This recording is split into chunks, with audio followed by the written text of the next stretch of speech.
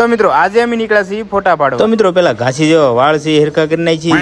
જય શ્રી રામ. તો મિત્રો આ છે થાર અને આ બીજી ગાડી છે. આ બંને ગાડી લઈને જવાનું છે મારે ગોપનાથ. આજનો વ્લોગ એટલા માટે શૂટ કરું છું કેમ કે તમને ખબર પડે ને કે મુકેશભાઈ મોટી મોટી ગાડીઓમાં ફરે, પછી ભલેની સાયકલનો વેત ન હોય. તો મિત્રો વાતાવરણ અત્યારે બહુ મસ્ત થઈ ગયું છે, વરસાદી, અને ભાઈ પવન ચક્કી અમારી સાઈડ બહુ નખાઈ ગઈ છે. તો ભાઈ તમે કોઈ જે જોઈ ન હોય એટલે પવન ચક્કી તમને બતાવી દેવી. તો ભાઈ ફાઇનલી આપણે પહોંચી ગયા છીએ ઘરે, અને ભાઈ કાલે જો આપણો ચા લઈને આવી ગયો છે. ભાઈ ચા ના કપ ભાઈ મોટા લઈને તો આવ્યો છે, એટલે ચા આપણે પેલા તો પીવી જ પડે. બર આખો ભરી દે. હા એમ હા જામો પડી ગયો.